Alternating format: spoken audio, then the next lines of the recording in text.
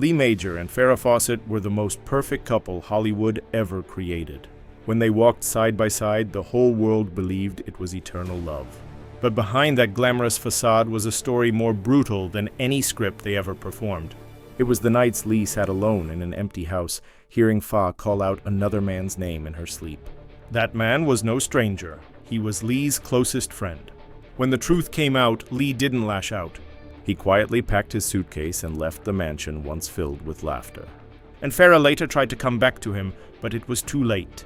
What truth did Lee Major confess about Farrah Fawcett? And what was it about them that shocked the media? Long before they became icons, Lee Majors and Farrah Fawcett were just two young actors in Hollywood. Lee already had some fame. His rugged charm, steely gaze, and restrained confidence captivated directors. He wasn't loud, but he was the kind of man who commanded attention.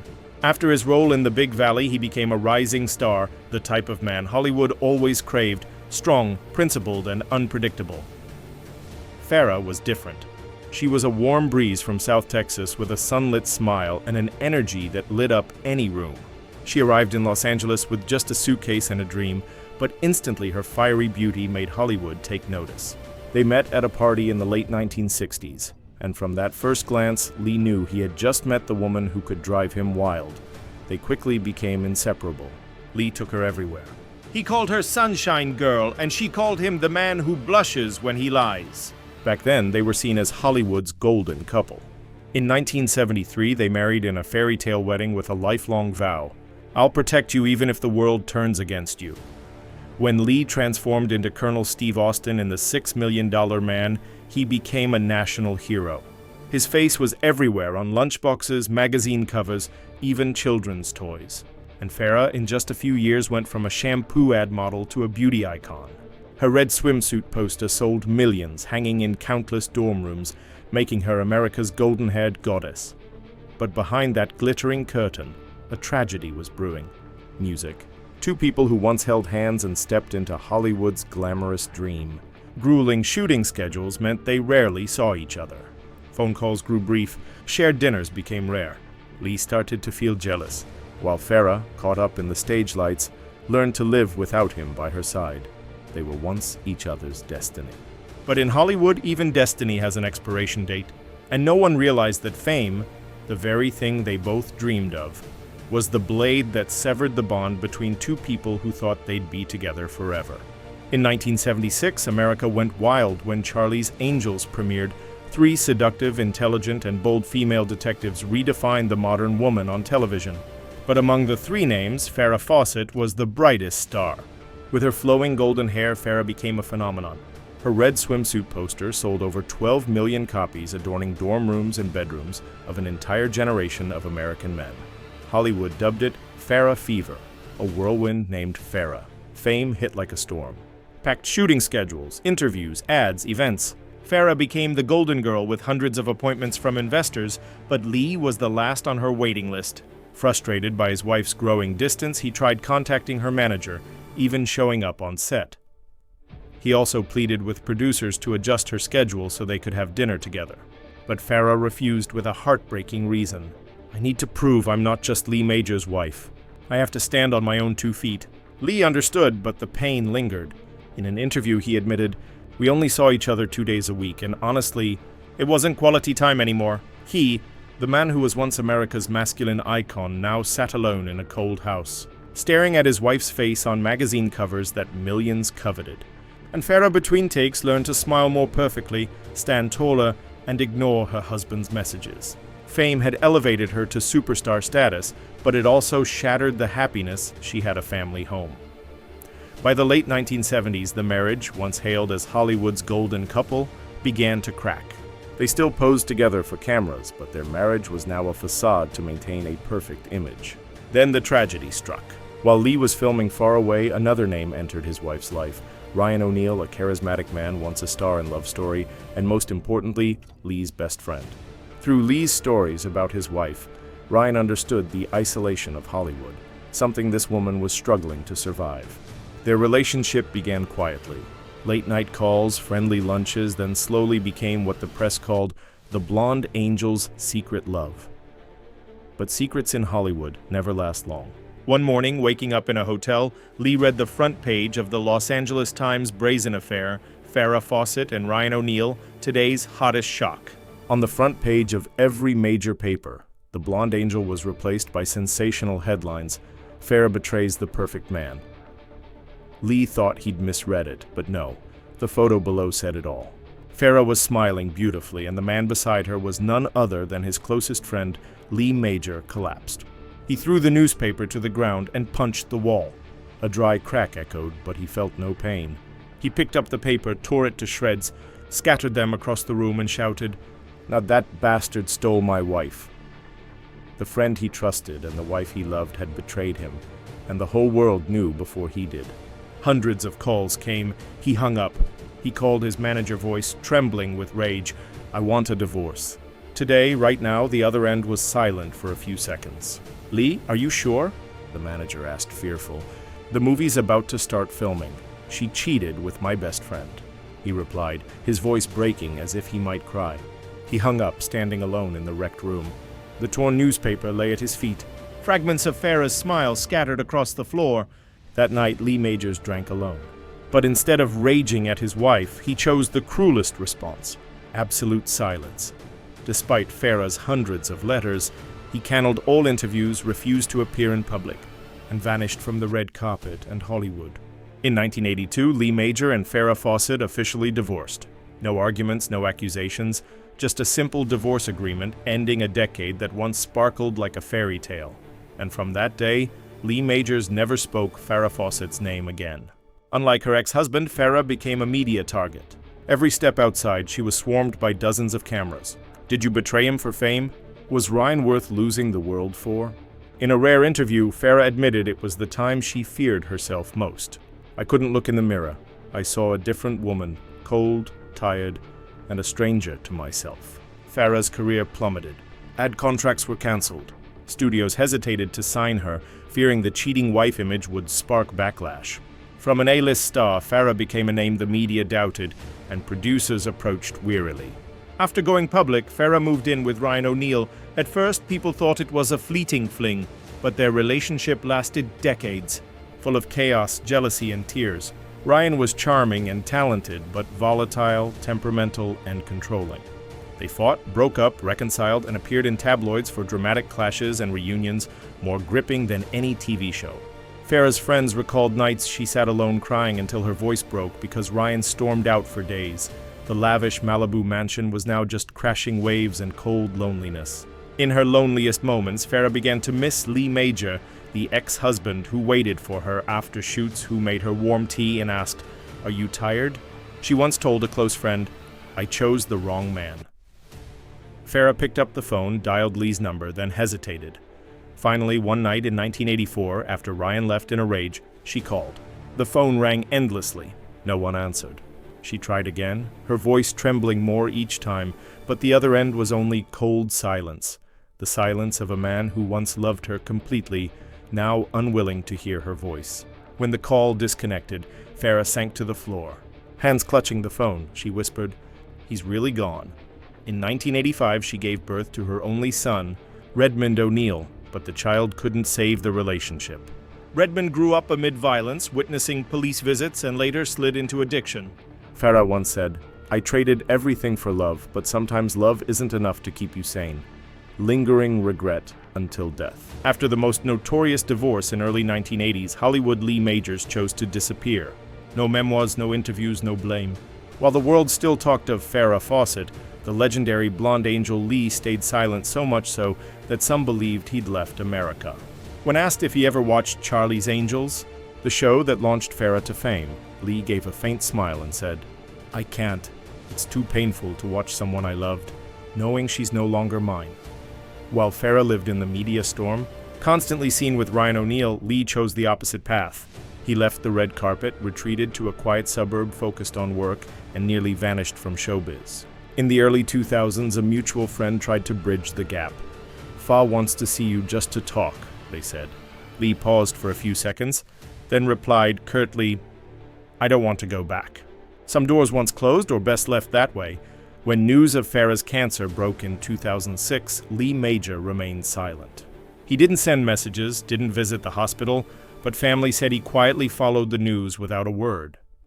In 2009, when Farrah passed, Hollywood was draped in mourning. Ryan O'Neal wept on camera, stars sent flowers, but Lee Major didn't. He issued only a brief, formal statement. Farrah was a special woman. I wish her peace. No flowers, no appearance, no tears in public. And perhaps that silence, not hateful, not nostalgic, not performative, was the truest farewell Lee Major could offer the woman who once captivated the world and broke his heart beyond repair. Time passed and Lee Major slowly found the peace he thought he'd lost. In 2002, he remarried Faith Cross, a gentle woman far from Hollywood's clamor. Lee's life became stable, simple, and quiet. No more parties, no cameras, no flashes. But no matter how the years changed, Farrah's shadow never fully left him. In rare interviews, when her name came up, Lee gave a faint smile, his eyes tinged with sadness. He didn't speak, but everyone felt it beneath the wrinkles and calm of old age. A scar remained unhealed. Their story had no warm ending, no final meeting, no apologies, no farewell embrace, no tears. Just two people who once loved each other fiercely, then went separate ways, living the rest of their lives with memories too painful to voice. For Lee, his decades of silence weren't hatred, but a way to protect what remained. The memories once so beautiful they hurt. He knew that clinging or explaining would taint those memories with justifications and blame. So he chose silence, as if still keeping a quiet corner for Farrah in his heart. A close friend of Lee's once said he never forgave Farrah, but he never stopped loving her. Perhaps that was Lee Major's greatest tragedy, that the woman he couldn't forgive was also the one he couldn't forget. And in quiet nights, when the wind whispered through the window, perhaps in his heart the image of that blonde angel still lingered.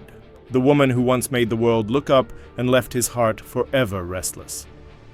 Farrah Fawcett and Lee Major's story isn't just a broken romance. It's the tragedy of people crushed by the very glamour they created. They once loved passionately, believed they could stand against the world together. But in a world where cameras never stop, true love wasn't strong enough to survive. Lee Major once said in a late conversation at 80, "If I could go back, I'd take her away from Hollywood. Maybe then we'd still be together." And though time has buried everything somewhere in those old film reels, their gazes for each other remain silent, fervent, and painfully eternal. Farrah's life after divorcing the perfect man.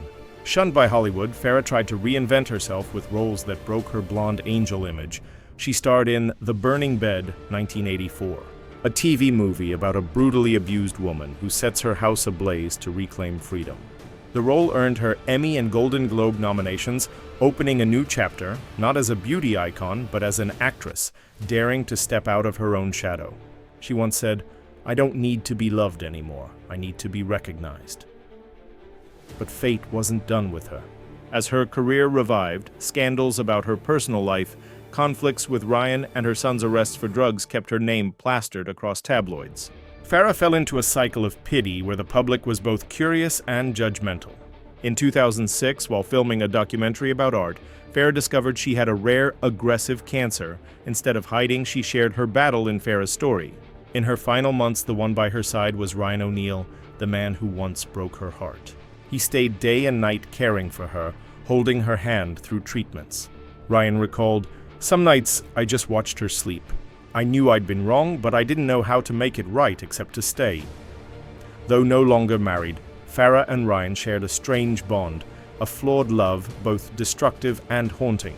On June 25, 2009, Farrah Fawcett took her last breath at St. John's Hospital in Santa Monica. When the news broke, the world was stunned. That same day, Michael Jackson's death overshadowed her passing in the media. But for those who knew Farrah, they understood a true American icon had faded alone, but proud. Farrah Fawcett died at 62, carrying scars not just on her body, but in her soul. She wasn't the perfect angel Hollywood painted. She was betrayed, fell hurt, and rose again. In a final interview, she said, "I'm not afraid of death. I'm only afraid people will remember me for my mistakes, not for living true." But perhaps that's what made her an icon. Not her beauty, but her courage to face it all. Fame, love, sin, and death. And though Lee Majors never forgave her, though Ryan O'Neal never truly changed to the public, Farrah Fawcett remained the woman who dared to love, lose, and live authentically in a world full of pretense. Her 1976 red swimsuit photo still hangs on millions of walls across America, not just as a symbol of beauty, but as a memory of a woman who paid with her life to hold on to her freedom. Looking back at Lee Major's glorious career before becoming the $6 million man, Lee Major was just an orphan from Kentucky. Born in 1939 as Harvey Lee Yerry tragedy struck before he could speak his first full sentence. His father died in an accident, and 2 years later his mother was killed on her way to work. Lee was adopted by relatives and raised in Middlesboro, a small town steeped in cold dust. There he grew up in silence, a quiet boy with sad but resolute eyes. He once said, "I learned not to rely on anyone. To survive, I had to be stronger than any pain." As a teenager, sports became his only escape. He was a football star in high school and later earned a full scholarship to Eastern Kentucky University. Everyone believed his future lay in the NFL, America's premier football league. But in 1959, a devastating collision ended it all. Severely injured in his spine, Lee Major was bedridden for months. During that time, he began reading novels, watching films, and dreaming of a world he never thought he'd belong to Hollywood. After recovering, Lee moved to Los Angeles with $200 and a few amateur headshots. He had no connections, no agent, no acting experience. But Lee had something Hollywood always craved: authentic masculinity.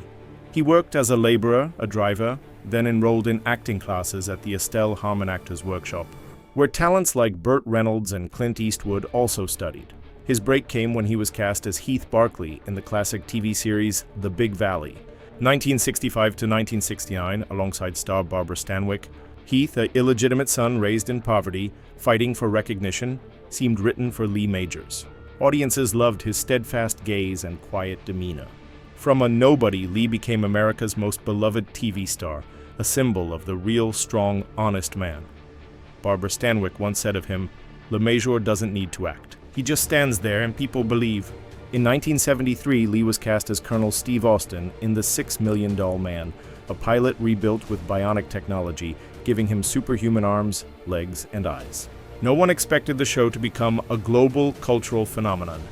The theme music, the bip-bip sound when Steve used his powers, the iconic slow-motion jumps over fences, all became symbols of the 1970s. At its peak, 1974 to 1978, The $6 Million Man aired in over 70 countries.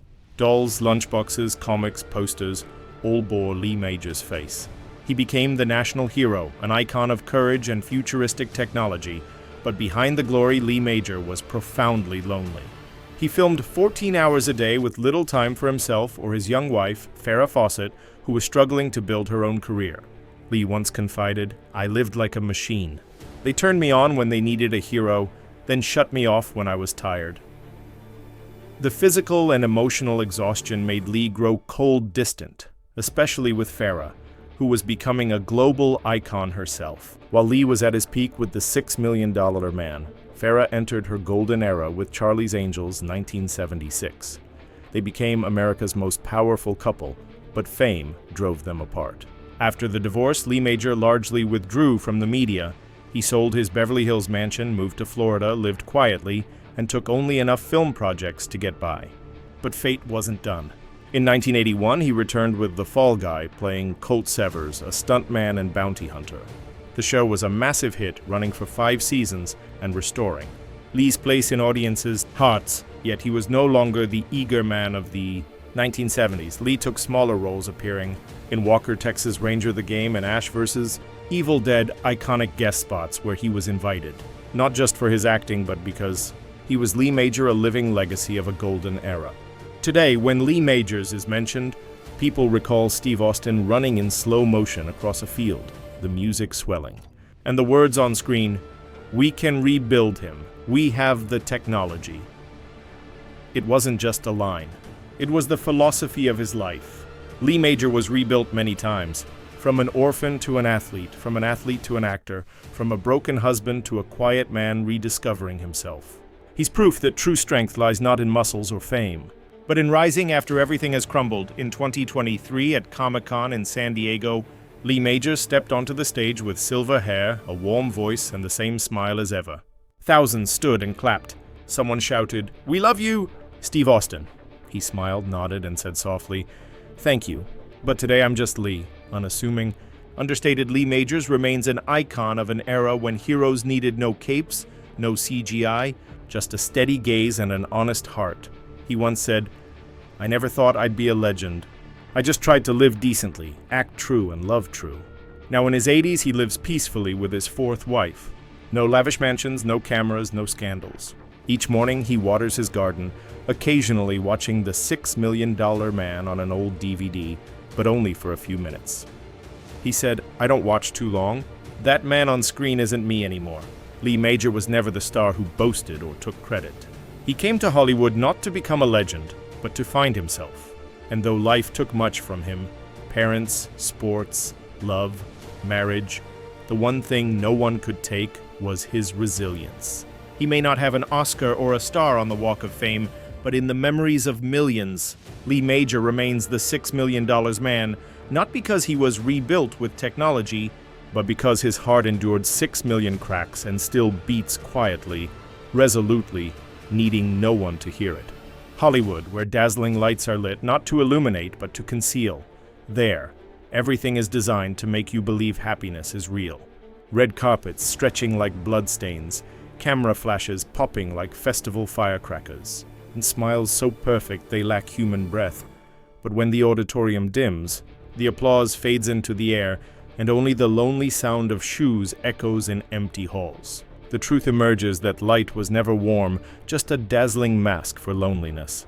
Behind lavish parties are the smells of sedatives and the clink of wine glasses in cold rooms. Stars once adored by the world now stare into mirrors, unsure if it's them or a character directed too long by real life. They drink to sleep, then drink to forget they drank. Each morning is a lesson in smiling, though their hearts are worn like a costume after a show. Fame in Hollywood isn't born of light, but of darkness. It's fueled by exhaustion, fear of being replaced, and the longing to be remembered, even as a name scrolled on a stone. The legends we worship aren't whole people, but souls who paid the ultimate price. Freedom, peace, and sometimes themselves. And when the stage casts its final spotlight on that face, the audience sees a radiant smile, but Hollywood sees a soul burning out. Because here, dreams aren't lived, they're performed daily until the actor has no strength left to smile.